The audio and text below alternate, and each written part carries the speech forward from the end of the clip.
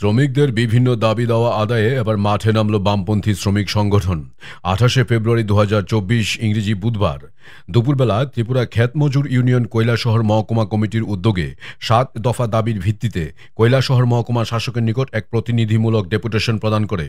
এদিনের এই প্রতিনিধিমূলক ডেপুটেশনে উপস্থিত ছিলেন ক্ষেতমজুর ইউনিয়নের ঊনকোটি জেলা কমিটির সম্পাদক কান্তিলাল দে, ত্রিপুরা ক্ষেতমজুর ইউনিয়নের কৈলাসহর মহকুমা কমিটির সভাপতি বিপুল সিনহা, মহকুমা কমিটির সহ সম্পাদক বিজন Sinha.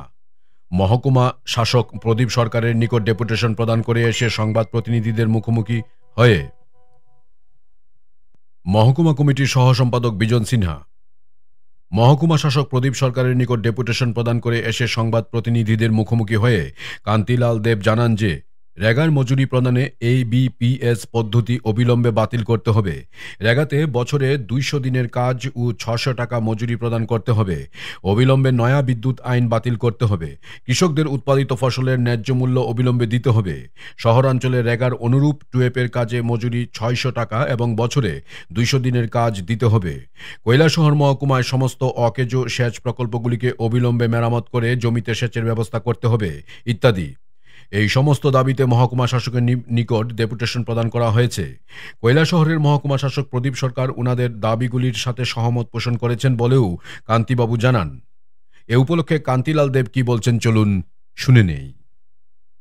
Bureau report, AGT live 24/7। আমরা ত্রিপুরা ক্ষেতমজুর ইউনিয়নের কৈলাসহর মহকুমা কমিটির পক্ষ থেকে এই মাননীয় মহকুমা শাসকের কাছে ৭ দফা দাবিতে আমরা দিয়েছি যে ইদানিংকালে একটা নতুন নিয়ম করা হয়েছে ভারত সরকার থেকে, যারা রেগার কাজ করবে তাদেরকে আধার কার্ড অবশ্যই দিতে হবে। হ্যাঁ, আধার কার্ড ছাড়া পেমেন্ট হবে না। হ্যাঁ, এইটা আমরা মানছি না, কারণ অনেকেই নানান কারণে আধার কার্ড হয়নি। হ্যাঁ, যার ধরুন তার নাগরিকত্ব আছে, সব কিছু জন্ম সব কিছু এখানে থাকা সত্ত্বেও হ্যাঁ একটা কাজ করার অধিকার থেকে এইভাবে বঞ্চিত এটা হতে পারে। উনি আপনাদেরকে কি আশ্বাস দিয়েছেন? উনি বলছেন যে এটা দেখবেন এবং যেখানে যেখানে দরকার এই দাবিগুলো উনি পাঠাবেন। আমরা দেখছি যে শহরের মধ্যে টিউবের কাজ কমে গেছে, গ্রামাঞ্চলে ১০০ দিনের জায়গায় ২৫-৩০ দিনের কাজ হচ্ছে।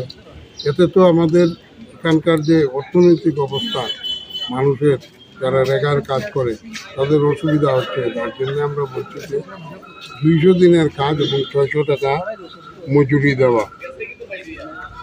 আর হইল এই যে সেচ প্রকল্প ছাড়া তো চাষবাস হয় না, এই সেচ প্রকল্প যা আছে সবগুলো ঠিকঠাক করে দেওয়া, বিদ্যুৎ আইন বাতিল করে দেওয়া।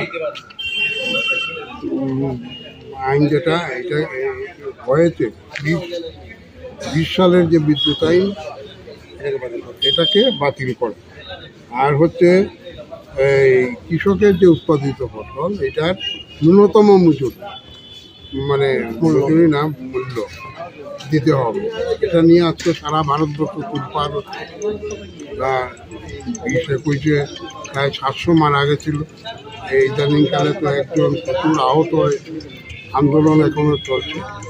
এটা যাতে মেনে নেওয়া হয় তার জন্য আমরা আবেদন করছি এবং ব্যবস্থা এগুলোর ব্যাপারে করবেন। এই